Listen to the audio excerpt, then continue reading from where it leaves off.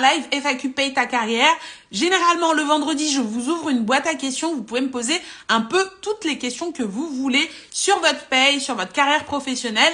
Et moi, ensuite, je viens en live le lundi soir. Mais là, j'ai zappé hier, donc je viens le mardi soir ce soir pour répondre à un certain nombre des questions. Je peux pas répondre à toutes parce qu'il y en a vraiment beaucoup.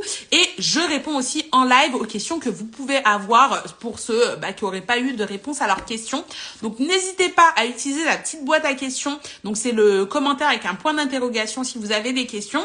Et moi, de mon côté, je vais prendre les premières que j'ai sélectionnées qui sont plutôt intéressantes. Donc, sans plus attendre, on commence. Donc, il y a quelqu'un qui me dit qu'elle est fonctionnaire dans la fonction publique hospitalière et est-ce que c'est désespéré et qu'on ne peut pas négocier son salaire dedans. Donc, faut savoir que moi, je suis spécialiste du secteur privé, je suis pas spécialiste de la fonction publique, mais même dans la fonction publique, il est possible de négocier son salaire. C'est juste que ça va pas forcément obéir aux mêmes règles que quand on est dans la fonction privée où on va dire les valeurs marché principalement, où on va discuter aussi parfois assez facilement avec son employeur pour pouvoir négocier son salaire. Dans la fonction publique, il y a cet enjeu de public, donc on peut pas juste théoriquement parler avec quelqu'un et avoir une augmentation. On doit faire en sorte que ça se justifie par des règles, par des concours qu'on aura passés, des qualifications, qu'on a un niveau de responsabilité des fonctions. Et donc tout ça, c'est indiqué dans une grille avec des tableaux, des avancements, des échelons, des grades, etc. Donc, si tu veux vraiment que ta rémunération évolue dans la fonction publique, il faut que tu arrives à faire évoluer tout ce qui touche à ton grade, à tes échelons, etc. Et donc, mathématiquement, puisque quand les grades évoluent, il va y avoir aussi une évolution de ta rémunération qui est associée à ces grades et ces échelons. Et aussi, il y a des parts de rémunération qui sont des primes qui ont pu être négociées pour des raisons diverses et variées.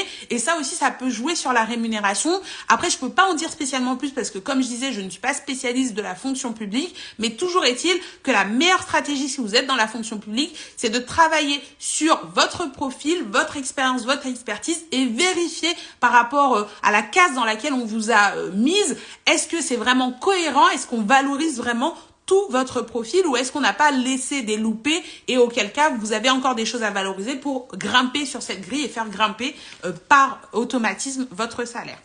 Voilà pour la première question. La seconde question que j'ai eue, c'est une personne qui a été en arrêt maladie, donc du samedi au mardi, et qui s'est vue décompter le week-end sur sa fiche de paye. Et donc, qui me demande, est-ce que c'est normal qu'on lui ait décompté le week-end, alors qu'a priori, j'imagine, elle ne travaille pas habituellement le week-end.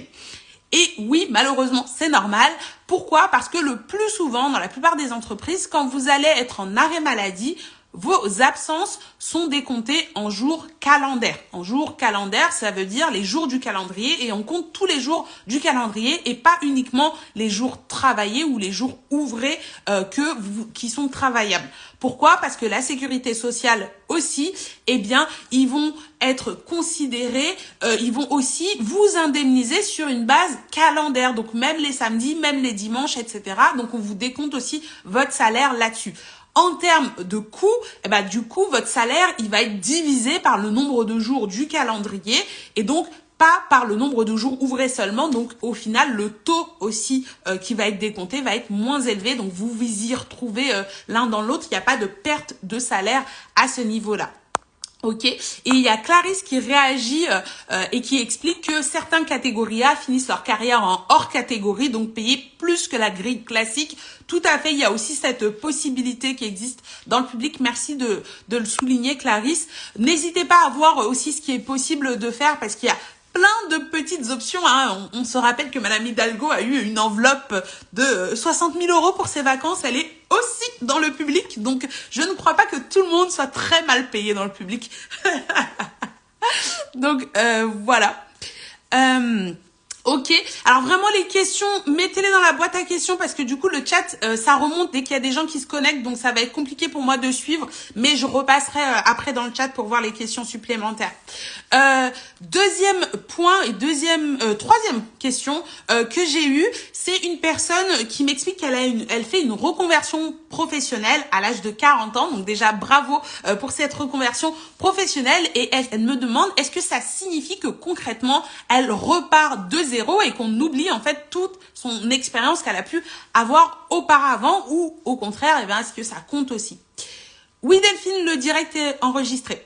Donc oui, si tu fais une reconversion professionnelle, bien sûr que ton expérience passée compte, même si elle n'a pas de lien direct avec l'expérience que tu as aujourd'hui. J'avais accompagné notamment une cliente qui était dans l'enseignement, etc. et qui s'est reconvertie pour devenir conseillère en orientation professionnelle, etc. Donc, c'est des métiers qui n'ont rien à voir. Je crois qu'elle était prof d'espagnol ou un truc comme ça. Des métiers qui ont théoriquement rien à voir et on peut dire, je suis débutante, je suis junior, etc. C'est pas vrai du tout. Tu n'es pas junior. Certes, tu es débutante dans le métier de conseillère en orientation professionnelle. En revanche, tu n'es pas une junior. En fait, en tant que salarié, on a des hard skills, les compétences techniques qu'on va mettre en œuvre sur le terrain, mais on a aussi énormément de soft skills, de capacités et de compétences qu'on va mettre en œuvre et qui sont transverses et qui sont transverses sur plusieurs métiers. Une capacité de coordination, une capacité de pédagogie. Et elle, on a travaillé sur son profil pour mettre en œuvre, quand elle a demandé la revalorisation de son salaire, eh bien, mettre en œuvre que oui, toutes les compétences de pédagogie, la capacité à construire quelque chose de cohérent dans un cours, etc., ça pouvait aussi lui servir dans son métier de conseillère en orientation professionnelle pour aider et aiguiller des adultes, certes, dans leur orientation professionnelle. Donc, votre rôle quand vous êtes en reconversion professionnelle, c'est vraiment de construire votre storytelling et de construire les ponts qu'il y a entre votre expérience passée et votre expérience actuelle. Moi, j'ai mon mari qui était réceptionniste de nuit, il est aujourd'hui développeur informatique, ça n'a rien à voir. Il a réussi à trouver des ponts entre les différents métiers et donc c'est vraiment possible de le faire entre tous les métiers. Faut juste réfléchir, sortir un petit peu du cadre et voir un peu toutes les missions, toutes les tâches que vous faisiez et quels sont les liens que vous pouvez créer pour valoriser de l'autonomie que vous avez pu avoir, des responsabilités, des fonctions que vous avez pu avoir. Manager des personnes dans un secteur d'activité, c'est la même chose que manager des personnes dans un autre secteur d'activité. Il peut certes y avoir des différences techniques, mais l'humain reste l'humain. Donc, toute cette expérience-là n'est pas à jeter à la poubelle. Ça marche. Donc, ensuite, on passe à la 4 ou 5e question, je sais pas. Mais il y a quelqu'un qui me disait donc que la personne a pas de prélèvement à la source sur ses bulletins de paye. Pourtant, ça fait plus d'1 an qu'elle gagne plus de 2000 € par mois. Donc, j'imagine que ça doit être 2000 € net par mois et elle ne voit pas de prélèvement à la source et elle commence un peu à se poser des questions, à se dire est-ce que les impôts ne m'auraient pas oublié? Eh bien, je te rassure ou pas, mais les impôts ne t'ont pas oublié. C'est juste que le système de prélèvement à la source n'a pas changé le système de déclaration d'impôts. Et comment ça se passe quand on déclare les impôts? C'est-à-dire que cette année, par exemple, on est en décembre 2023, eh bien, depuis janvier 2023, on est en train de travailler, mais on ne déclarera ses impôts qu'à partir d'avril-mai 2024. Et c'est à partir de avril-mai 2024 que les impôts sauront vraiment combien tu as gagné en 2023 et qui seront en capacité de calculer ton taux de prélèvement à la source et de le communiquer à ton employeur aux alentours de septembre qui commencera à te prélever par rapport au taux qui a été calculé sur tes revenus de 2023 fin 2024. Donc, si toi, tu n'anticipes pas et tu vas pas déclarer aux impôts en disant « Écoute, je pense que l'année à venir, dès le mois de janvier, donc dès le mois prochain, l'année à venir, mes revenus vont considérablement augmenter et tu devrais peut-être dès maintenant augmenter mon taux de prélèvement à la source. » Les impôts, si en 2022, tu gagnais pas grand-chose, eh ben, ils vont pas te prélever plus que ça sur l'année 2023. Par contre, quand ils auront fait le calcul en 2024, ils vont faire une grosse régule en un coup et septembre, octobre, novembre, décembre, ils vont te reprendre tous les sous que tu leur dois. Donc, pour éviter ces grosses régules, dès janvier, si vous savez que vous avez une hausse de vos revenus et que vous allez gagner sensiblement plus cette année que l'année passée, pensez à aller sur le site des impôts pour déclarer la rémunération que vous pensez que vous allez toucher. Comme ça, dès février-mars, les impôts vont transmettre le bon taux de prélèvement à la source à votre employeur qui va commencer à vous prélever dès maintenant et vous n'aurez pas de grosses régules l'année suivante. Ça marche? Donc ensuite, j'ai une autre personne qui me demandait est-ce que une prime, ça peut remplacer une augmentation de salaire ou est-ce que faut surtout pas faire ça? Alors, il n'y a pas de réponse noire ou blanche dans cette question. C'est-à-dire qu'une prime et une augmentation de salaire, c'est deux choses différentes. C'est-à-dire qu'une augmentation de salaire, on va partir de votre salaire de base et ça va venir définitivement, pratiquement, en tout cas au niveau de ce poste et de cette entreprise, augmenter votre rémunération de manière pérenne. Et ça veut aussi dire que les prochaines augmentations qui vont se calculeront sur une base plus élevée. Donc, c'est plus intéressant de manière générale d'avoir une augmentation de salaire. Une prime, c'est ponctuel. Donc, ça veut dire qu'on va venir te verser un montant ponctuel qui n'engage pas du tout l'employeur sur la suite. Il n'est pas obligé de répéter cette prime et il n'est pas obligé de te la reverser d'une quelque sorte façon que ce soit. Donc, ça, c'est vraiment à privilégier pour un événement ponctuel. J'ai eu une surcharge ponctuelle de travail qui ne correspond pas à mon périmètre de travail habituel. Je vais demander une prime ponctuelle pour venir compenser ça, mais pas une augmentation définitive parce que cette surcharge, elle est temporaire.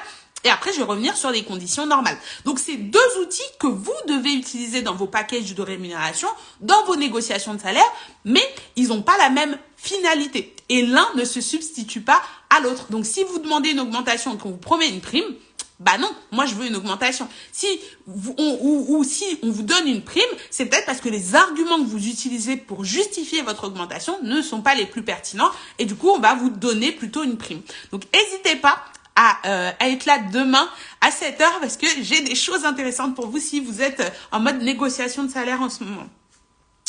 Ok, on passe à la question suivante.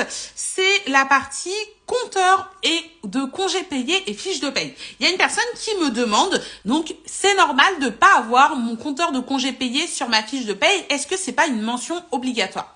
Et malheureusement non, les compteurs de congés payés sur une fiche de paye, ce ne sont pas une mention obligatoire et du coup, vous n'aurez pas forcément le total de congés acquis pris de l'année sur vos bulletins de paye. En revanche, ce qui est obligatoire, c'est que quand vous posez des congés payés et qu'on va vous les décompter sur votre bulletin de salaire et les indemniser, eh bien, il faut qu'on précise quelles sont les dates qui ont été posées et à quoi correspond le nombre de jours que vous avez pris et à quoi correspond en fait le montant des congés qui ont été indemnisés.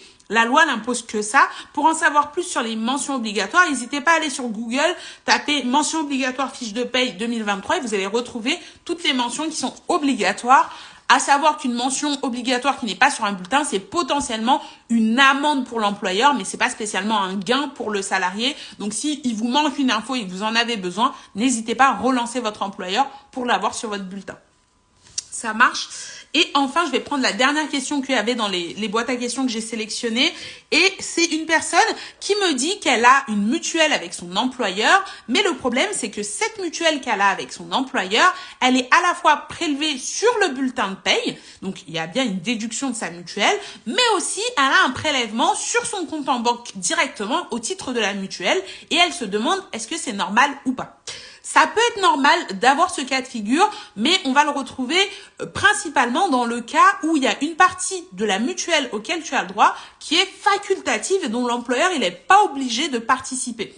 La règle principale, c'est que l'employeur il a obligation de participer au moins à hauteur de 50% du coût de la mutuelle. Donc ça veut dire que la mutuelle collective de base obligatoire que tout le monde a dans ton entreprise, il est obligé de la prendre en charge au moins à 50%. Mais peut-être que toi, tu vas avoir des options. Tu vas prendre l'option plus parce que ça rembourse mieux les lunettes et les dents, ou tu vas prendre une option familiale pour prendre en charge tes enfants, tes arrière-petits-enfants et ainsi de suite. Je sais pas. En tout cas, ça fait que du coup, cette partie-là qui est facultative pour l'employeur, eh bien, des fois, il y en a qui veulent pas la faire figurer sur le bulletin et pas la faire prélever sur le bulletin. Et ils disent à la mutuelle de directement prélever le salarié sur son compte en banque pour la partie qui n'est pas obligatoire. Et c'est pour ça que tu vas avoir une partie qui correspond à la partie obligatoire sur ton bulletin de paye et la partie facultative qui sera sur ton compte en banque directement. Donc voilà pour les questions. Alors, il y avait une dernière question. C'est une personne qui me demandait, et je trouve ça intéressant parce que c'est pas assez utilisé, je trouve, comme dispositif. Comment est-ce que je peux faire pour valoriser les acquis professionnels que j'ai eus pour obtenir un diplôme? Et du coup, je voulais vous parler de deux dispositifs que vous pouvez utiliser. C'est la VAE et la VAPP. La VAE, c'est la validation des acquis de l'expérience. C'est un dispositif que vous allez pouvoir utiliser en contactant un organisme de formation, une école, une université, etc., pour lequel vous avez un diplôme, une formation, par exemple une licence, un master, un BTS, peu importe, où vous estimez qu'avec votre expérience professionnelle, vous avez été en capacité de mettre en œuvre en fait tous les enseignements qu'il y a dans ce diplôme, et donc le terrain vous a donné en fait ce diplôme-là.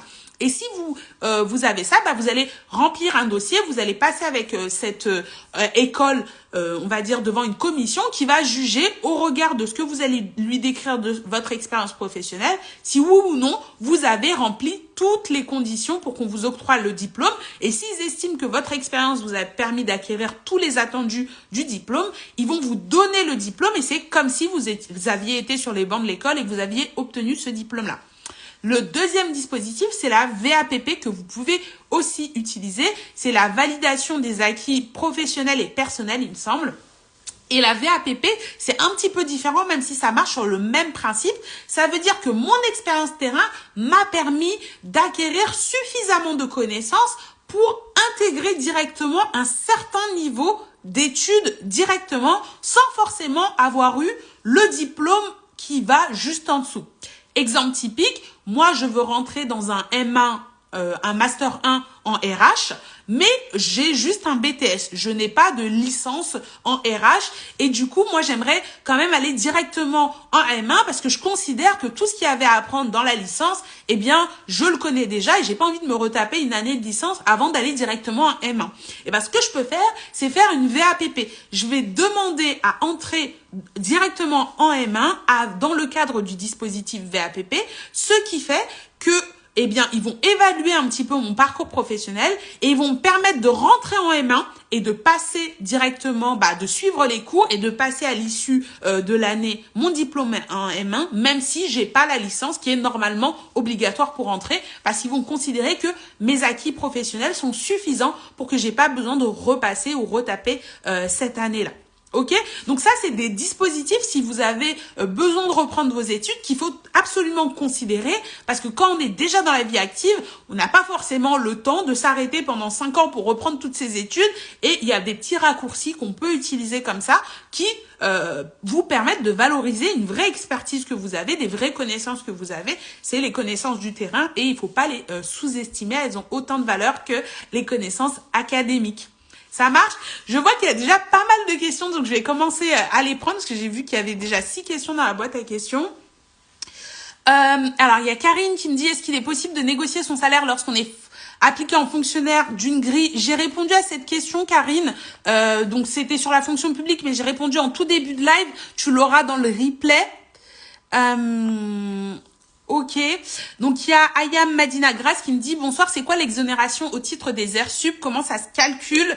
Alors l'exonération au titre des heures supplémentaires, c'est le fait que dans une certaine limite, eh bien tu vas avoir une exonération de cotisation salariale, ça veut dire donc que tu diminues, enfin que en fait tu vas pas payer le même montant de cotisation sur tes heures supplémentaires que tu le payes sur le reste de tes cotisations et ça correspond à 11,31% de cotisation en moins sur les heures supplémentaires par rapport aux autres cotisations. Tu as également une exonération qui correspond aussi aux impôts. Ça veut dire que dans la limite de 7 500 € en 2023, eh bien tes heures supplémentaires ne rentrent pas dans ton net imposable. Donc c'est ça qui fait que c'est un peu plus avantageux. Je vais pas rentrer dans le détail du calcul qui est un peu technique pour des personnes qui sont pas dans la paye, mais grosso modo c'est ça que ça veut dire. Et donc c'est le montant de réduction que tu as qui fait que tu cotises un peu moins sur ça, mais quand même tu cotises pour ta retraite et pour tes avantages. C'est juste qu'on te rend un petit peu d'argent pour que ça te fasse plus en net, quoi.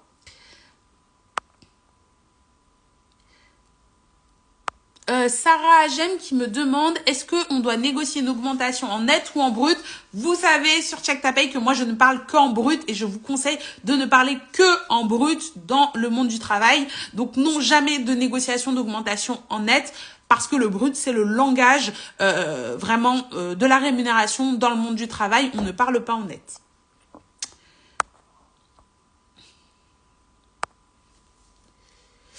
Alors, il y a Sony Astina qui me dit « Bonjour, je suis en AT avec maintien de salaire. Est-ce que c'est normal d'être payé moins que ce que la sécurité sociale leur verse ?» Ce n'est jamais normal, quel que soit le motif de votre arrêt de travail, que votre employeur vous verse moins que ce que la sécurité sociale lui verse. Ce que la sécurité sociale verse, c'est votre argent, ce n'est pas l'argent de l'employeur. Donc, si pour une raison X ou Y, ce maintien de la sécurité sociale est supérieur au maintien de l'employeur, l'employeur doit vous reverser la totalité de ce que la sécurité sociale a versé. Donc, n'hésite pas à aller sur ton compte Amélie pour reprendre un relevé de toutes les indemnités journalières de sécurité sociale qui ont été versées à ton employeur, de refaire la vérification avec tes fiches de paye et s'il y a un delta, de faire une réclamation parce que non, c'est pas normal. Alors, je vais prendre encore une question. Alors là, j'ai pas compris. Il y a Sarah qui me dit la prime n'est pas un usage, mais je vois pas de question. Est-ce que tu peux nous en dire plus?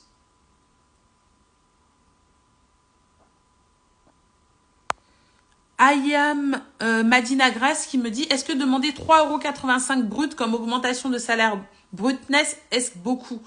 Bah là, du coup, comme ça, je vois pas trop ce que ça représente. C'est 3,85 € de l'heure, 3,85 € au mois, 3,85 € à l'année.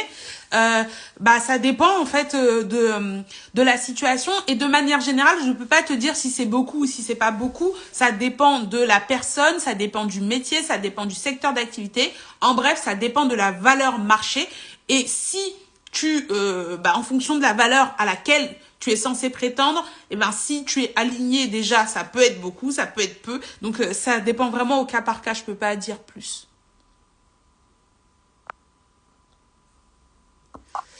Alors, il y a Kadia, et ça va être la dernière question que je vais prendre ce soir, c'est qui nous dit, est-ce que c'est possible de nous dire quelle est la différence entre avoir le statut cadre et le statut ETAM, assimilé cadre, en termes de cotisation, retraite, rémunération, prévoyance et autres, s'il te plaît? Peut-on passer de l'un à l'autre en cours de contrat, s'il te plaît?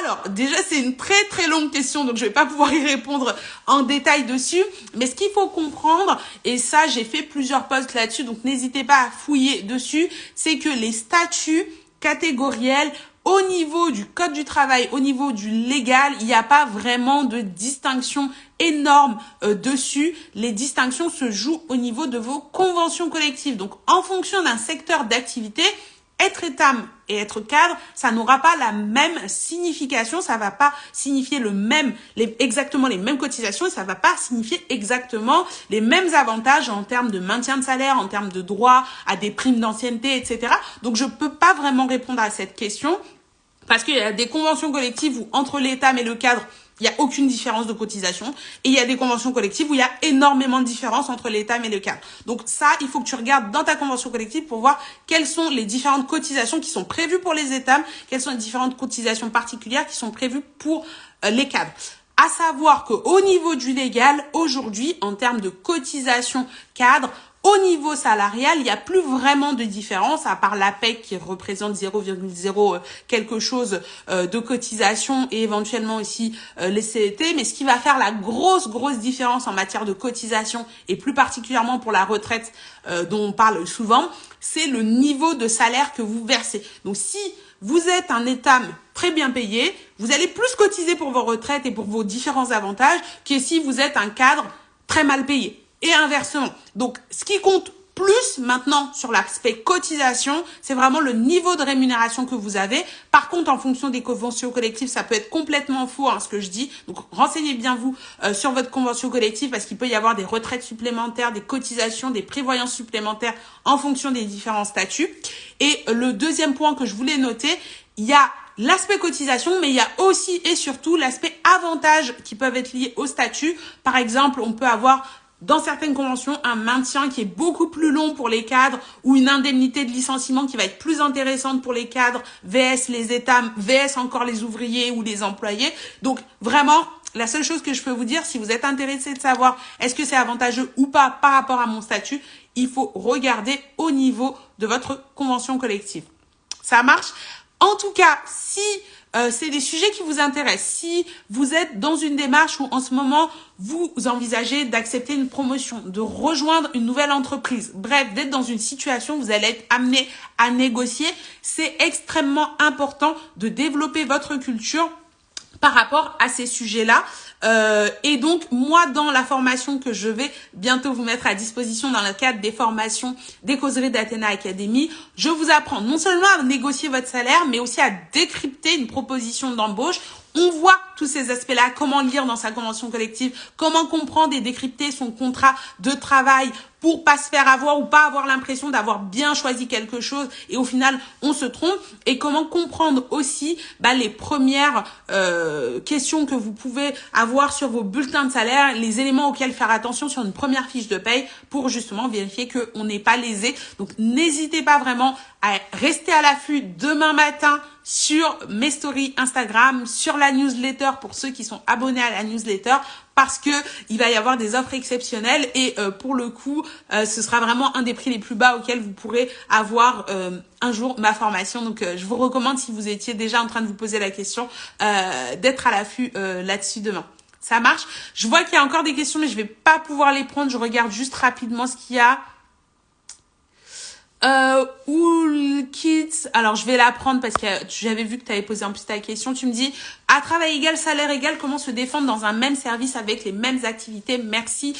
La question, elle est à la fois trop large et trop spécifique, mais de manière très claire, ce que je vais vous recommander, c'est de vous intéresser à votre propre profil, à voir les valeurs du marché et aller négocier votre salaire individuellement en rappelant les normes salariales. Si vous voulez la jouer collective, dans ces cas-là, il faut pas hésiter à faire valoir vos droits, à prouver l'inégalité de salaire qu'il peut y avoir dans le service et à demander un réajustement de salaire en peut-être faisant appel à vos représentants du personnel, à vos délégués syndicaux, etc. Par rapport à ça. Véronique qui me demande, est-ce que c'est légal de donner des conseils en droit du travail alors qu'on n'est pas avocat? Alors, c'est pas légal de se faire payer pour faire du conseil juridique individuel à des personnes. Donc, la profession d'avocat, c'est une profession réglementée. En revanche, donner des conseils gratuits de manière générale et des informations juridiques sur le droit du travail, ce n'est pas illégal, non. Donc, voilà. Voilà. Écoutez, je crois que je n'ai plus de questions supplémentaires. En tout cas, je vais plus en prendre pour ce soir. N'hésitez pas, normalement, la semaine prochaine, il y aura le dernier FAQ Paye ta carrière de l'année 2023, parce qu'après, je vous ai dit, le 18, je suis en vacances, je me repose. Mais cette semaine, elle va être intensive. Il va y avoir énormément de live, notamment sur la négociation de salaire, sur pas mal de sujets autour de décrypter son bulletin, etc. Donc, n'hésitez pas à participer au live quand vous me voyez connecté. J'ai hâte de vous revoir et je vous souhaite une excellente soirée. Ciao, ciao!